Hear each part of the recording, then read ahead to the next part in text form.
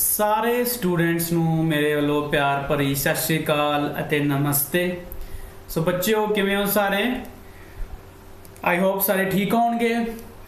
बच्चों I am Manjeet Singh, lecturer in physics SAS government polytechnic college Talwara. अज आपां बच्चों applied physics 1 chapter number 2 force and motion दे विच जो नैक्सट टॉपिक करन जा रहे हैं वह है वैक्टर प्रोडक्ट और क्रॉस प्रोडक्ट। सो आप उस टॉपिक का जो नाम है वैक्टर प्रोडक्ट या फिर आप क्रॉस प्रोडक्ट भी कहने हैं। ओके, दोनों का सेम ही मीनिंग है। So let's start. Two names same meaning, let's see how. So vector product, so vector product और क्रॉस प्रोडक्ट भी दो वैक्टर्स नू मल्टीप्लाई करन दा एक तरीका है। ओके, सो दो वैक्टर्स नू आपां इस तरीके दे नाल मल्टीप्लाई कर सकते हैं। सपोज साडे को दो वैक्टर्स ने, एक साडे को है ए वाला ए वैक्टर एंड एक साडे को ये है बी वैक्टर। ठीक है, एंड सपोज जो एंगल बन रहा है दोनों दे विच वो है थीटा। ठीक है, साडे को दो वैक्टर्स ने ए वैक्टर ते बी वैक्टर, दोनों नू टेल टू टेल कनैक्ट किया होया है ते दोनों च एंगल बन रहा थीटा। ओके, इन्हां ये दो वैक्टर्स नू मल्टीप्लाई आपां कर सकते हैं इस तरीके दे नाल जिन्हों आपां वैक्टर प्रोडक्ट और क्रॉस प्रोडक्ट कहते हैं। हुण आपां इहनूं देखदे हां पहलां कि वैक्टर प्रोडक्ट क्यों कहा जाता है। सो साडे को दो वैक्टर्स ने, ए वैक्टर, दूसरा साडे को है बी वैक्टर। ओके, सो दोनों दी आपां इत्थे की कीती है मल्टीप्लीकेशन कीती है, मल्टीप्लाई किया दोनों नू।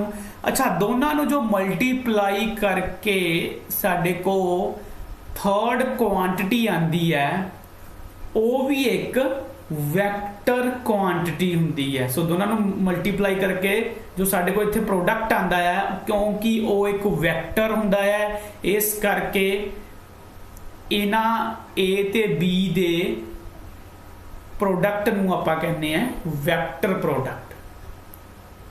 ठीक है, सो इस करके आपां की कहने नूं वैक्टर प्रोडक्ट। समझ लगी सारिਆਂ ਨੂੰ? सपोज ए ते बी नूं मल्टीप्लाई करके जो तीजा वैक्टर न्यू वैक्टर आया साडे को वो है सी वैक्टर। सो ये की हो गया वैक्टर प्रोडक्ट। सो आप वैक्टर प्रोडक्ट क्यों किया? क्योंकि दो वैक्टर्स नू मल्टीप्लाई करके साडे को एक नवा न्यू थर्ड वैक्टर आ रहा है, इस करके आप नाम देता वैक्टर प्रोडक्ट। और आप क्रॉस प्रोडक्ट क्यों कहते हैं? अगेन आप देखते हैं साडे को दो वैक्टर्स ने, ए वैक्टर ते बी वैक्टर। सो दोनों दे विच की हो रहा इत्थे देखो मल्टीप्लाई। सो ये जो सिंबल, ये जो ऑपरेशन है इनू आपां ये सिंबल नू होर की आपां कह दिंदे हैं क्रॉस। ठीक है, इत्थे की कह रहे हैं आपां, इत्थे की हो रहा है ए वैक्टर क्रॉस बी वैक्टर। सो क्योंकि इत्थे क्रॉस दा ऑपरेशन यूज हो रहा है इस करके आपां इहदा नाम देता क्रॉस प्रोडक्ट। दोनों का मीनिंग सेम ही है। ओके, सो ये हो गया साडे को वैक्टर प्रोडक्ट, ये हो गया साडे को क्रॉस प्रोडक्ट। वैक्टर प्रोडक्ट इस करके कहते हैं क्योंकि दोनों का प्रोडक्ट निकल के साडे को वैक्टर क्वांटिटी आंदा है। क्रॉस प्रोडक्ट क्यों कहते हैं? दोनों जो ऑपरेशन यूज कर रहे हैं वो एक क्रॉस है, इस करके आपां क्रॉस प्रोडक्ट कह देंगे हैं। फॉर अच्छा पिछे जो आप स्केलर प्रोडक्ट किया जां डॉट प्रोडक्ट किया उत्थे भी आप दो वैक्टर्स नूं मल्टीप्लाई करते हैं बट एक डिफरेंट वेज दे नाल। सो दोनों जो आप सिंबल यूज करते ही आपां वो की हुंदा ही डॉट। ठीक है, इसनूं आपां कहते हैं डॉट जां स्केलर प्रोडक्ट। सो ये नवा ये दूसरा तरीका है मल्टीप्लाई करने का जिन्हों आप वैक्टर प्रोडक्ट और क्रॉस प्रोडक्ट कह देंगे हैं। नैक्सट चलते हैं स्लाइड पे। हुण आप डिफाइन करते हैं वैक्टर प्रोडक्ट और cross product. So suppose define करने तो पहले आप सपोज कर लेंगे हैं साडे को दो वैक्टर्स ने,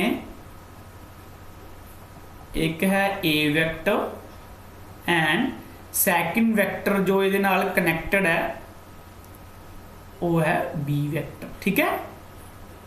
एंड जो एंगल बन रहा दोनों दे विच वो है थीटा। सो देखो बच्चों ये दो वैक्टर्स दे विच दो एंगल्स बन रहे हैं, एक तो ए वाला एंगल बन रहा है ए ते बी दे विच, एक आ बाहरों बाहर भी एंगल बन रहा है। सो आप बाहर वाला एंगल नहीं लेना, आप स्मॉलर एंगल लेना कि ए तो बी दे विच जो एंगल स्मॉल एंगल बन रहा है, ठीक है, वो है सपोज कर लिया आप थीटा। अच्छा हुण ये तो हो गया ए वैक्टर। अगर मैं कहां दसो भी ए वैक्टर का मैगनीट्यूड कितना है, वो कितना हो हुण ओनू आपां किवें लिख सकते हैं, ए वैक्टर के मैगनीट्यूड नू जस्ट आपां ए भी लिख सकते हैं ते बी वैक्टर के मैगनीट्यूड नू आपां की लिख सकते हैं बी। ओके सो हुण आपां चलदे हैं अपनी डेफिनेशन दे वाल। सो वैक्टर प्रोडक्ट और cross product of two vectors. So साडे कोल दो वैक्टर्स ने, एक हो गया साडे कोल ए वैक्टर, दूसरा किहड़ा हो गया बी वैक्टर। सो दोनों का vector product is equal to the of two vector is defined as the product of magnitude of two vectors. Product of magnitude of two vectors means पहले वेक्टर का मैग्नीट्यूड जिहड़ा कि कितना है a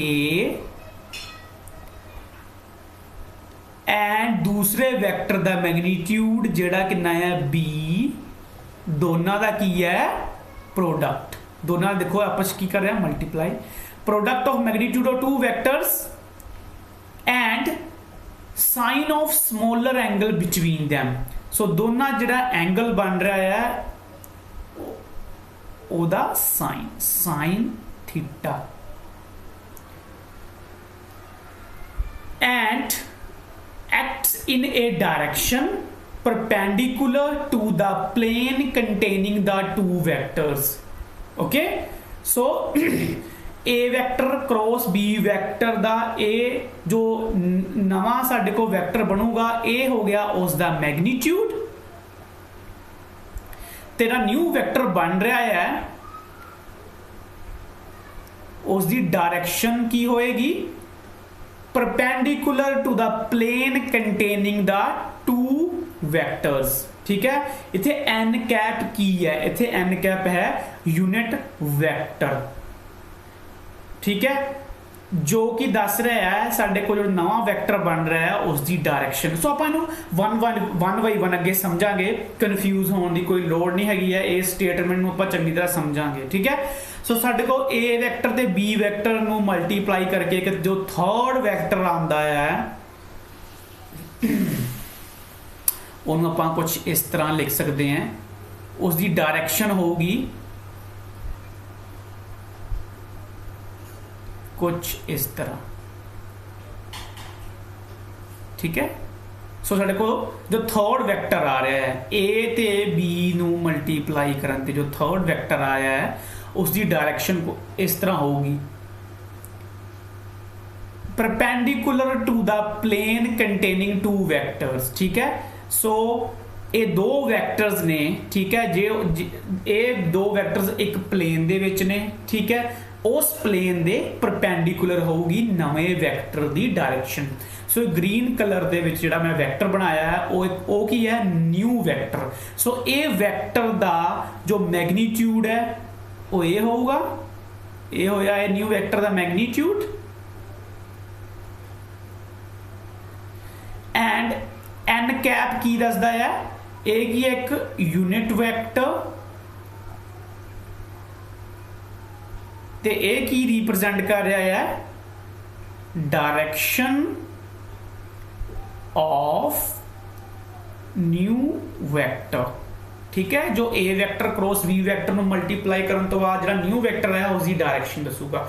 सो ओवरऑल ए की है एक vector quantity, overall ए की एक वैक्टर क्वांटिटी, ए हो गया उसका मैग्नीट्यूड एंड ए होगी उसकी डायरेक्शन। डेफिनेशन क्लीयर हुई, आई होप क्लीयर हुई होगी। अगे आप होर एक्सप्लेन करते हैं। सो आप एक्सप्लेनेशन करते हैं। देखो सो दो वैक्टर्स नूं आपां मल्टीप्लाई किया, दो वैक्टर्स नूं आपां साडे कोल दो वैक्टर्स ने A vector and B vector. So straight lines ने, ठीक है। सो मेरे को स्ट्रेट लाइन नहीं बनिया इत्थे, दो वैक्टर्स ने, A vector and B vector, ते दोनों दे विच एंगल है थीटा। दोनों नूं मल्टीप्लाई करन ते जिहड़ा साडे कोल एक न्यू वैक्टर आंदा है, ठीक है। सो क्योंकि दोनों नूं मल्टीप्लाई करन तो एक बाद एक न्यू वैक्टर आ रहा है, ਉਹਦਾ एक मैगनीट्यूड भी होएगा एज वैल एज डायरैक्शन भी होएगी। ਜਾਂ ਫਿਰ मैं इदां भी कहदा कि ए वैक्टर ते बी वैक्टर नूं मल्टीप्लाई करन तो बाद दोनों का क्रॉस प्रोडक्ट लैन तो बाद जो थर्ड साडे को क्वांटिटी आंदी है वो एक वैक्टर क्वांटिटी हुंदी है। सो क्योंकि वो एक वैक्टर क्वांटिटी है, ਉਹਦਾ मैगनीट्यूड भी होगा एज वैल एज ਉਹਦੀ डायरैक्शन भी होवेगी, ठीक है। सब तो पहला आपां कर लैंदे आ मैगनीट्यूड की आंदा है दो उस न्यू वैक्टर का। सो साढ़े को दो वैक्टर्स ने, A vector cross B vector, दोनों को मल्टीप्लाई करता। सपोज जो थर्ड वैक्टर आ रहा है दोनों को मल्टीप्लाई करने तो बाद वो आ रहा सी वैक्टर, ठीक है। सो सी वैक्टर का मैगनीट्यूड कितना होगा वो आप पिछे डिस्कस किया। सो ये वैक्टर, सो ये मैगनीट्यूड को मैं किस तरह लिखूंगा, सी वैक्टर के मैगनीट्यूड को, wait,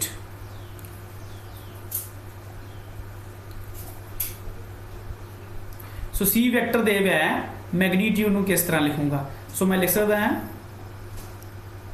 magnitude of C vector. सो ये मैगनीट्यूड मैं किस तरह लिख सकता है, सी वैक्टर दे इस तरह मैं लाइन्स बना के, खड़ियां लाइन्स बना के, ओके। ਜਾਂ फिर आप सिंपल सी भी लिख सकते हैं, ओके। सो वो कितना है पिछे आप देखते हैं, देखो पिछे आप किया ना, जो न्यू वैक्टर बन रहा है वह मैगनीट्यूड कितना है, ए बी साइन थीटा, ठीक है। सो न्यू वैक्टर जो बनया वह मैगनीट्यूड कितना आता मेरे को, ए बी साइन थीटा। ये हो गया न्यू वैक्टर का जो मैगनीट्यूड बनया है, ठीक है। सो मैं कई तरीकों के नाल लिख सकता है। तो थीटा की है, ए ते बी दे विच स्मॉलर एंगल। सो मैं कई तरीके मैगनीट्यूड को इस तरह लिख सकता है, ओके। सो देखो बच्चों मैं मैगनीट्यूड को कई तरीके लिख सकता है। सो ए वैक्टर ते बी वैक्टर के मैगनीट्यूड को आप इस तरह भी लिख सकते हैं, ए वैक्टर ते बी वैक्टर के मैगनीट्यूड को आप इस तरह भी लिख सकते हैं। सो दो मैं बार बना दिते, इसका मतलब भी की है ए ते बी का मैगनीट्यूड। ਜਾਂ फिर इनू मैं इस तरह भी लिख सकता है, ठीक है। ਜਾਂ फिर मैं इस तरह भी लिख सकता है कला सी। तो ये सारे मैगनीट्यूड जोड़े है ये किहदे बराबर है, ए बी साइन थीटा। सो ये की हो गया ए बी साइन थीटा, जो न्यू वैक्टर बन रहा है वह मैगनीट्यूड।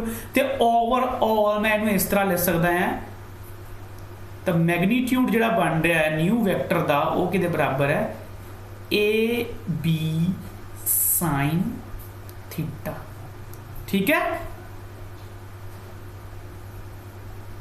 सो ये हो गया न्यू वैक्टर का जिहड़ा मैगनीट्यूड बन रहा है।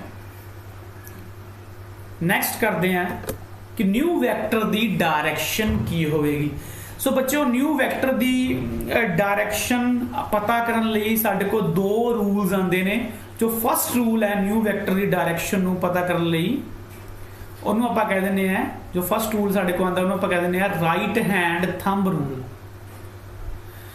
सो राइट हैंड थंब रूल ਦੇ ਵਿੱਚ ਤੁਸੀਂ ਕੀ ਕਰਨਾ ਹੈ, सब तो पहला तो आप दो वैक्टर्स लेने हैं, ए वैक्टर एंड बी वैक्टर, दोनों को टेल टू टेल ज्वाइन कर दिता, तो दोनों च एंगल बनया theta.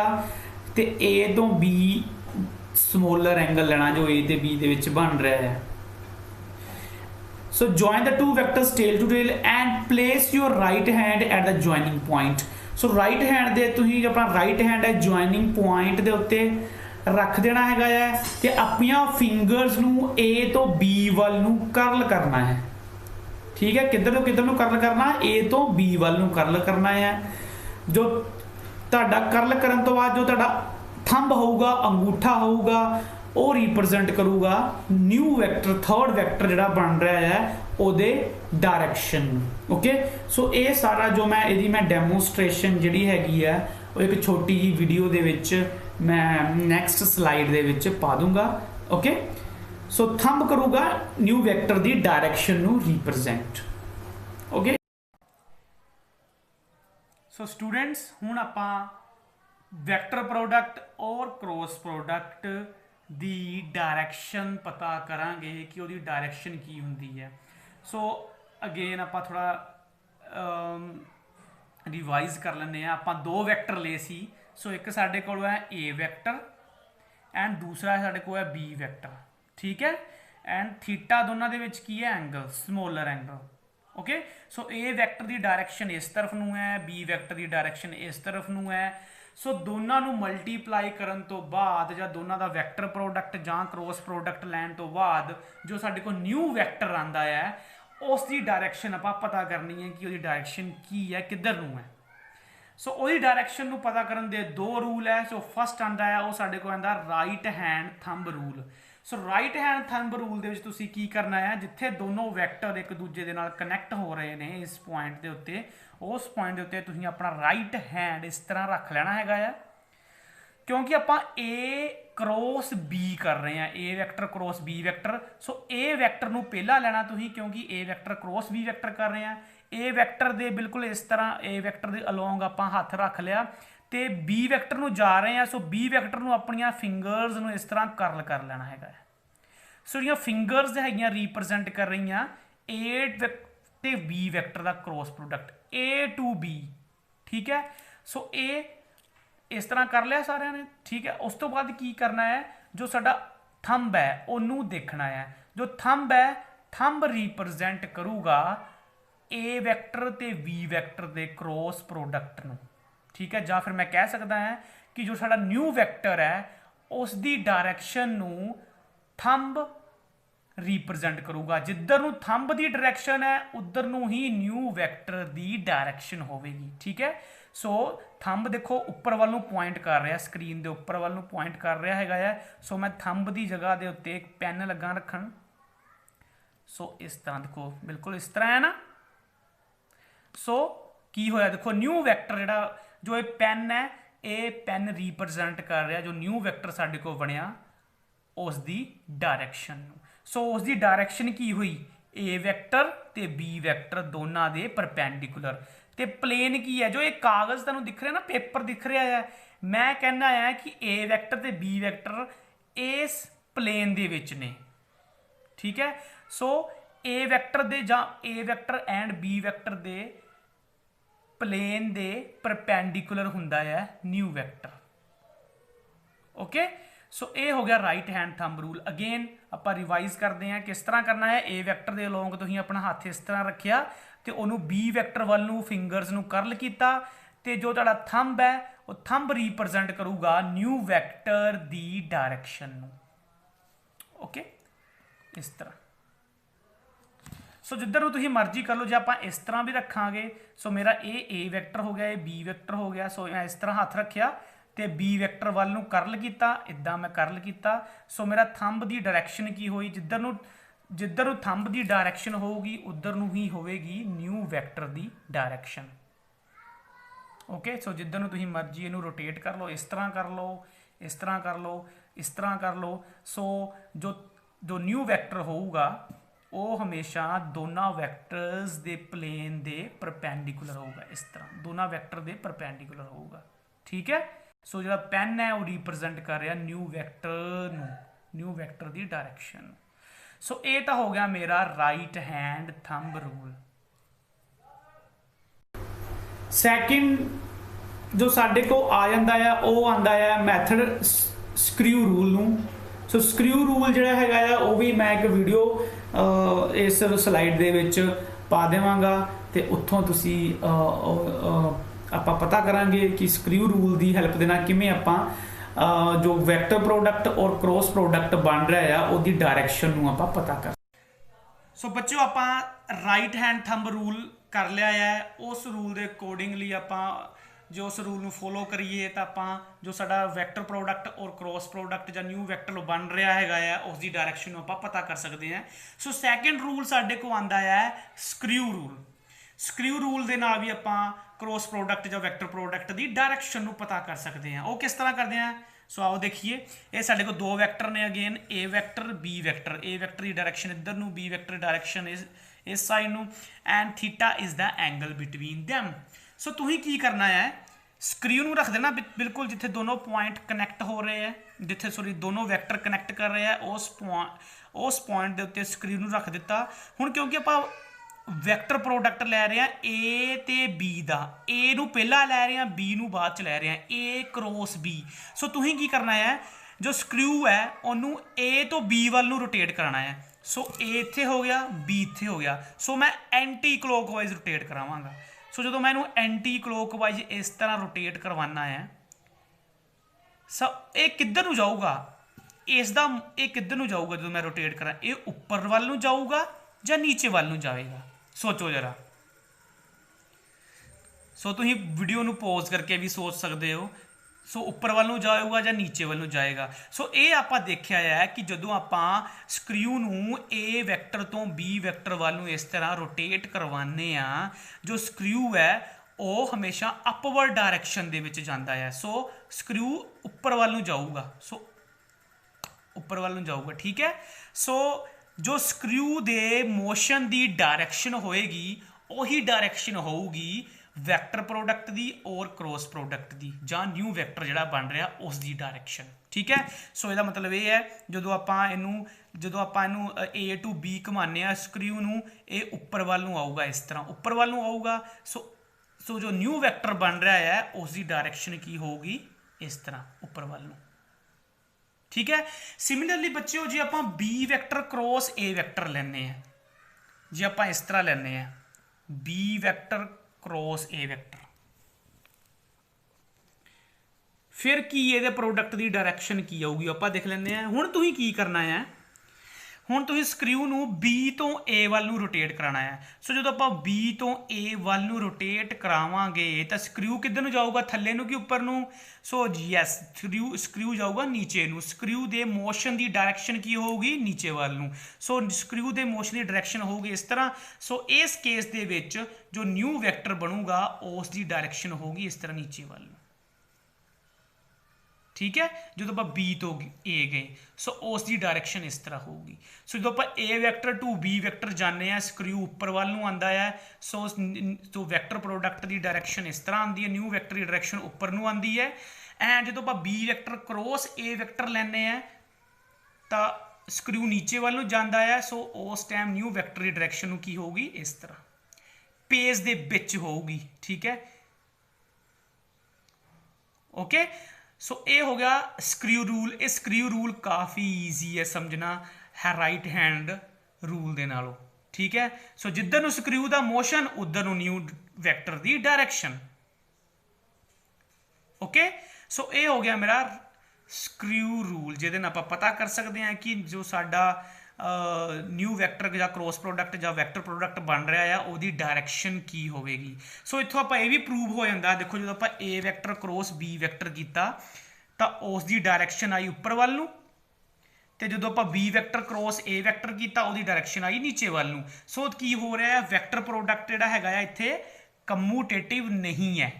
So A vector cross B vector is not equal to B vector cross A vector. ਕਿਉਂ? ਬਿਕੋਜ਼ ਜੋ ਵੈਕਟਰ ਪ੍ਰੋਡਕਟ ਦੀ ਇਸ ਕੇਸ 'ਚ ਡਾਇਰੈਕਸ਼ਨ ਆਉਂਦੀ ਹੈ ਉਹ ਕੀ ਆਉਂਦੀ ਹੈ, ਓਪੋਜ਼ਿਟ, ਓਕੇ।